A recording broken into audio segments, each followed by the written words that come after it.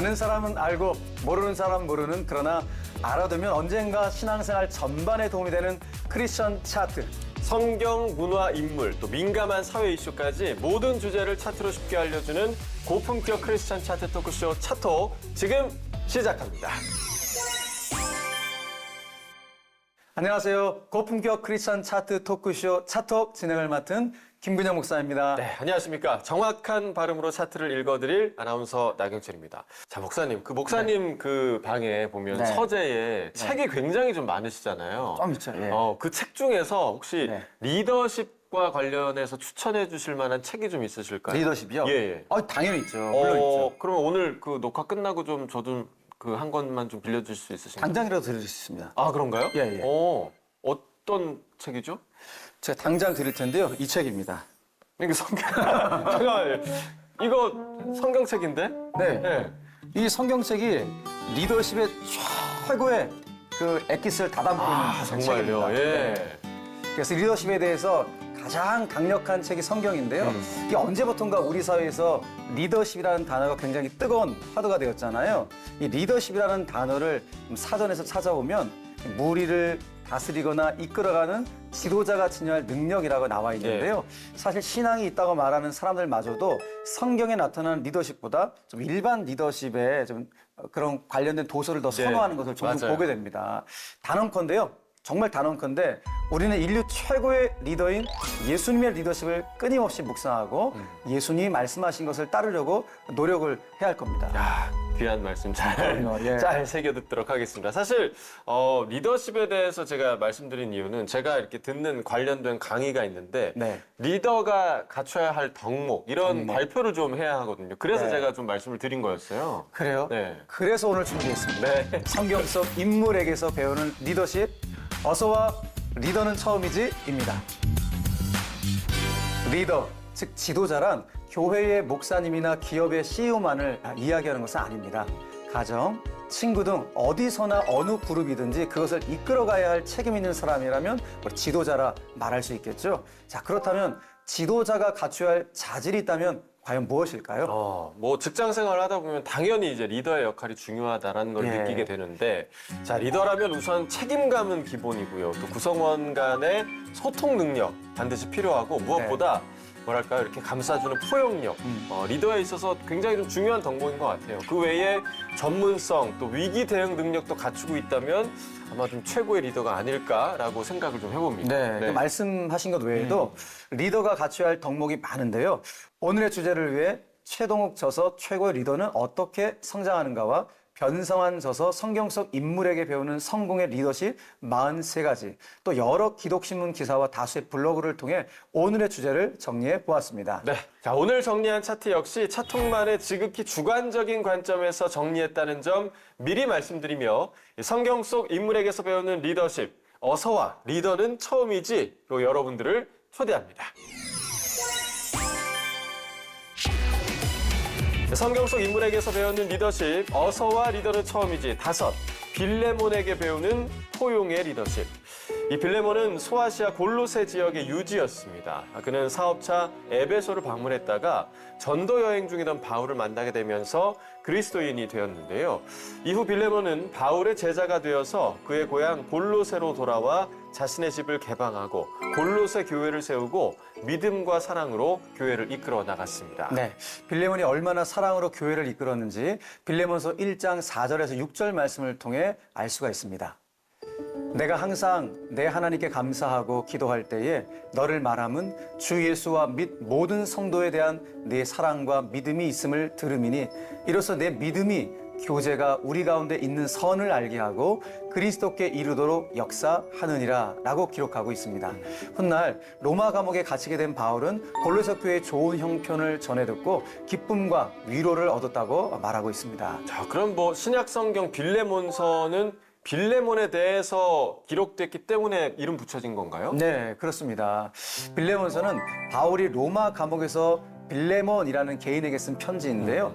바울이 보낸 이 서신 중에 가장 짧고 가장 개인적인 글이라고 할 수 있습니다. 그래서 교리적인 내용이 담겨 있지 않은 것이 아주 독특한 특징이라고 말할 수 있죠. 그렇군요. 보통 편지를 쓴다는 건 뭐 하고 싶은 말이 있기 때문에 쓰는 거잖아요. 네. 그럼 바울은 빌레몬에게 무슨 말을 하려고 이 편지를 쓴 거죠? 네, 그 바울이 로마의 감옥에 갇혀 있을 때 오네시모라는 사람을 만나게 됩니다. 네. 오네시모 역시 바울의 설교를 통해 그리스도인이 되었는데요.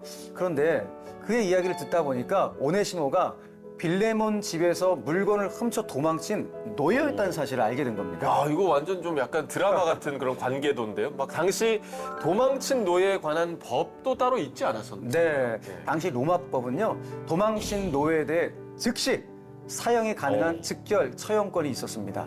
빌레몬도 로마 제국이 부여한 즉결 처형권을 사용할 수 있었는데요. 그럼에도 바울은 오네시모에게 빌레몬에게로 돌아가라고 권유를 합니다. 즉결 처형을 당하라는 건가? 이거 뭐 죽으라는 거랑 똑같잖아요. 네, 바울은 오네시모에게 돌아가라고 말하면서 이제 한 가지 말을 덧붙이는데요. 바로 빌레몬에게 편지를 써주겠다는 것이었습니다. 사실 오네시모 입장에서는 편지가 잘 통할지 뭐 그렇지 않을지 모르는 상황에서 바울의 말에 순종을 하게 되죠. 자, 여기서 바울이 빌레몬에게 보낸 그 편지의 내용을 잠깐 좀 읽어드리도록 하겠습니다. 갇힌 중에서 낳은 아들 오네시모를 위하여 내게 간구하노라. 그가 전에는 내게 무익하였으나 이제는 나와 내게 유익함으로 내게 그를 돌려보내노니 그는 내 신복이라. 그를 내게 머물러 있게 하여 내 복음을 위하여 갇힌 중에서 내 대신 나를 섬기게 하고자 하나. 다만 내 승낙이 없이는 내가 아무것도 하기를 원하지 아니하노니 이는 너희 선한 일이 억지같이 되지 아니하고 자의로 되게 하려 함이니. 자, 과연 이 빌레몬은요, 어떤 선택을 했을까요? 아쉽게도 그 결말은 이 빌레몬서에 나와 있진 않은데요. 그래도 구전에 따르면 오네시모는 초기 교회의 훌륭한 지도자가 되었다고 합니다. 또한 오네시모는 빌레몬에 의해서 다시 바울에게 보내지고 이후 주 68년 도미티아누스 박해로 처형을 당하게 된다는 그 기록도 존재하고 있습니다. 놀랍게도 바울의 편지를 받은 빌레몬의 선택은 용서였던 것입니다. 네, 그러니까 즉결 처형이 아니라 용서. 네. 사실 이 일은 개인의 감정에서 끝나는 문제가 아니라 뭐 법적인 문제와 민감한 또 사회제도까지 연결된 사건이었기 때문에 이 빌레몬의 선택이 결코 쉬운 건 아니었을 거다 이런 생각이 좀 드네요. 맞습니다. 네, 빌레몬은 바울의 편지를 받고 하나님을 아버지라고 부르는 이상 모두가 형제라는 것을 이렇게 받아들이게 된 것입니다. 그리스도 복음 안에서 인종과 배경, 사회적 지위는 아무런 문제가 되지 않는다는 것을 이 빌레몬의 포용과 관용의 리더십을 통해 알 수가 있는 부분이겠죠. 네, 그렇습니다. 자, 성경 속 인물에게서 배우는 리더십, 어서와 리더는 처음이지 빌레몬에게 배우는 포용의 리더십이었습니다. 성경 속 인물에게서 배우는 리더십, 어서와 리더는 처음이지 넷, 모세와 이드로에게 배우는 위임의 리더십. 성경 속 지도자 하면 가장 먼저 떠오르는 인물로 우리는 모세를 생각할 것입니다. 하지만 모세의 일대기를 살펴보면 그는 부족한 부분이 참 많은 사람이었습니다. 유창한 언어 능력도 없었고요. 리더십도 좀 부족했습니다. 그러나 그는 주변에 있는 사람들과 동역할 줄 아는 지혜가 있었습니다. 네, 자, 모세 주변 인물 중에서 모세의 삶에 영향을 끼친 인물로 이드로라는 인물을 들 수가 있는데, 자, 이 둘의 관계는 옹서지간, 즉 장인과 사위 사이였습니다. 이 둘의 첫 만남은 출애굽기 2장에 나와 있듯 모세가 어떤 애굽 사람이 히브리인을 학대하는 것을 보고 그를 죽인 뒤 미디안 광야로 도망을 치게 됩니다. 그곳에서 미디안 제사장의 딸들을 방해하는 목자들을 쫓아내고 이 양 무리에게 물을 먹이는 것을 도와주게 되는데 그 사건으로 모세는 이드로의 딸 십보라와 결혼을 하게 됩니다. 네, 이후 모세가 하나님의 부르심을 받고 이스라엘 백성을 구하기에 앞서 장인 이드로에게 이제 허락받는 장면이 성경에 잘 나와 있는데요. 모세가 그의 장인 이드로에게로 돌아가서 그에게 이르되 내가 애굽에 있는 내 형제들에게로 돌아가서 그들이 아직 살아있는지 알아보려 하오니 나로 가게 하소서. 이드로가 모세에게 평안히 가라 하니라. 자, 이 말씀처럼 모세는 애굽으로 가기 전 장인인 이드로에게 허락을 받고 이드로는 모세를 평안히 보내주는 장면을 볼 수가 있습니다. 자, 모세는 성공적으로 출애굽에 성공을 하게 됩니다. 자, 이스라엘 백성들은 애굽에서 살던 때와는 비교할 수 없는 자유와 기쁨을 누리면서도 그들의 열악한 환경을 보면서 불평을 하기 이릅니다. 이스라엘 백성들을 이끌고 가나안으로 들어가야 할 책임이 있었던 모세는 리더십의 변화가 필요했습니다. 때마침 모세의 장인 이드로가 찾아오면서 그 변화가 시작이 되죠. 네, 이드로는 딸과 두 손자를 데리고요 모세의 장막을 찾았습니다. 서로 무난하고 그동안 이집트에서 겪은 과정과 기적적인 사건을 나누었습니다. 모세의 말을 들은 이드로는 모든 신보다 뛰어난 하나님을 찬양합니다. 그러나 만남의 기쁨도 잠시, 모세는 다음날 아침부터 저녁까지 이 백성의 재판 때문에 꼼짝없이 자신의 자리를 지켜야만 했습니다. 제사장 이드로의 눈에는 모세 혼자 모든 일을 처리하는 것이 마음에 들지가 않았던 겁니다. 네, 이드로는 모세의 하루 일과를 살펴본 후 대뜸 자네가 그렇게 하는 건 좋지 않다 이렇게 얘기를 합니다. 그리고 대안을 이야기해 주죠. 너는 또 온 백성 가운데서 능력 있는 사람들 곧 하나님을 두려워하며 진실하며 불의한 이익을 미워하는 자를 살펴서 백성 위에 세워 1000부장과 100부장과 50부장과 10부장을 삼아 그들이 때를 따라 백성을 재판하게 하라.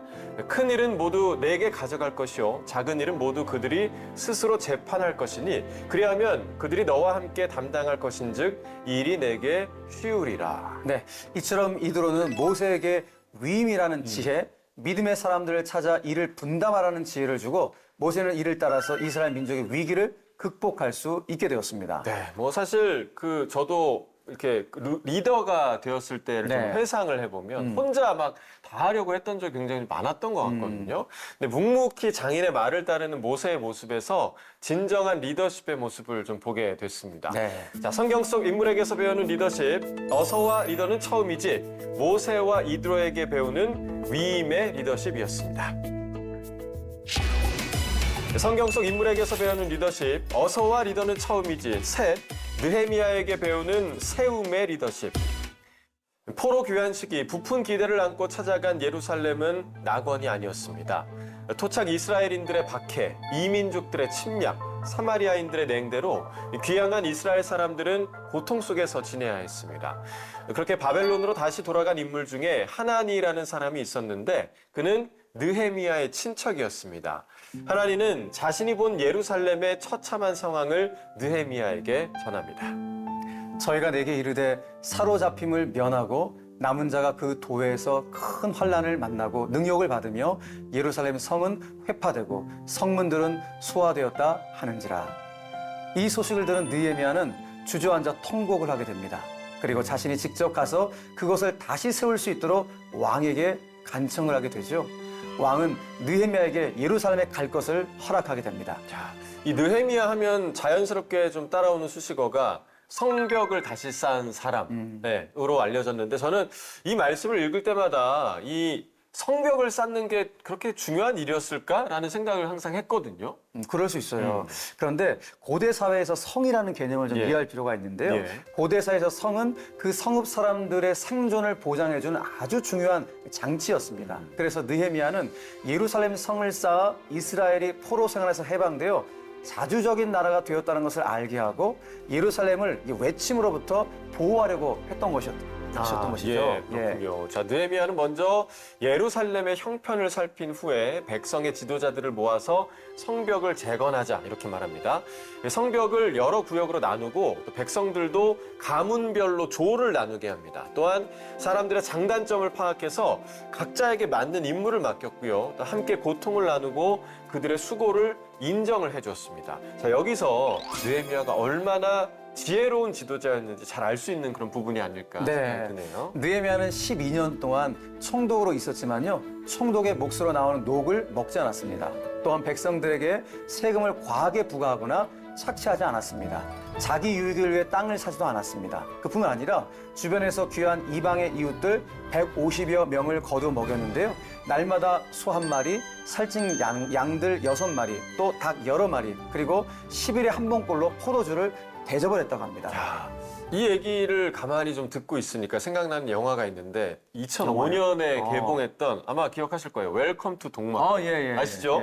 야, 여기서 그 북한의 리수아 장교가 그 마을의 촌장에게 당신의 그 위대한 영도력이 어디서 나옵니까? 이렇게 물어본단 말이죠. 그래서 촌장이 뭘 많이 먹여야지 이런 대사를 해요. 그러니까 예나 지금이나 구성원들을 잘 먹이는 게 지도자가 갖춰야 할 덕목인 것만은 좀 틀림없어 보입니다. 그 성벽을 재건하는 일은 그렇게 순탄치만은 그런데 않았습니다. 방해하는 세력들이 안팎에서 나타나기 시작합니다. 느헤미야는 자기 종들의 절반을 경계병으로 배치하고요. 공사를 진행하는 모든 사람에게는 한 손에 무기를 들고 일을 하게 합니다. 느헤미야는 외부의 공격에도 포기하지도 또 중단하지도 않고 성벽 공사를 이어갑니다. 자, 그런데 이 공동체 밖에서의 방해보다 더 무서운 건요. 공동체 안에서의 문제죠. 자, 기근이 들어서 식량이 부족해졌습니다. 율법에 따라 가난한 형제들을 돌보는 것이 마땅한데도 부자들은 이익을 얻을 기회로만 삼았죠. 가난한 사람들은 돈을 갚지 못해서 자녀를 종으로 팔아넘길 지경에 이르렀습니다. 느헤미야는 이 일을 듣고 부자들을 책망하며 이 부당하게 받은 이익을 돌려줘라 이렇게 말을 합니다. 이후에 백성들은 다시 하나가 되어서 함께 성벽을 재건하게 되었고 52일 만에 성벽 재건을 완수할 수 있었습니다. 성을 건축한 후 느헤미야는 에스라를 청하여 모세의 율법을 읽도록 하였습니다. 이스라엘 백성들은 율법책의 말씀을 듣고 깨달아 하나님께로 마음을 돌이키게 되죠. 하나님의 지혜와 용기를 가진 리더들은 무너진 것을 고치고 세우는 자들이며 평범함을 가지고 이렇게 비범함을 만드는 그런 사람들을 우리는 리더라고 할 수 있겠죠. 그렇습니다. 자, 성경 속 인물에게서 배우는 리더십, 어서와 리더는 처음이지, 느헤미야에게 배우는 세움의 리더십이었습니다. 성경 속 인물에게서 배우는 리더십, 어서와 리더는 처음이지. 둘, 브리스길라와 아굴라에게 배우는 헌신의 리더십. 브리스길라와 아굴라는 성경의 가장 아름다운 부부로 알려져 있습니다. 이 부부의 이야기는 신약 성경에 6번이나 언급될 정도로 그들이 하나님의 복음사에게 얼마나 헌신적이었는지 잘 보여주고 있는데요. 바울은 로마서 16장 3절에서 너희는 그리스도 예수 안에서 나의 동역자들인 브리스가와 아굴라에게 문안하라. 그들은 내 목숨을 위하여 자기들의 목까지도 내어놨나니 나뿐 아니라 이방인의 모든 교회도 그들에게 감사하느니라 라고 말할 정도로 브리스길라와 아굴라의 헌신은 너무나도 특별했습니다. 그런데 저는 이 그 부부의 이름을 들을 때마다 늘 좀 헷갈렸던 것 같아요. 왜냐하면 보통 그 당시에는 그 남성 위주의 사회였잖아요. 그래서 남자 이름을 앞에 당연히 뒀겠지 해서 브리스길라가 남편의 이름이고 아굴라가 아내의 이름이라고 생각을 했거든요. 대부분 그렇게 생각을 많이 하시죠. 근데 이 경우는 반대입니다. 자, 이것은 브리스길라가 남편을 존중하지 않아서가 아니라요. 당시 철저하게 남성 중심의 사회였지만 어떻게 보면 여성 사역자로서 브리스길라의 영향력이 얼마나 더 컸는지를 알 수 있는 그런 부분이라고 할 수 있습니다. 자, 두 사람이 근데 또 신분 차이도 꽤 있더라고요. 그러니까 아굴라는 유대인이고 브리스길라는 로마의 명문가 출신이었더라고요. 게다가 부부가 결혼한 지 얼마 안 돼서 로마에 큰 사건이 또 발생을 합니다.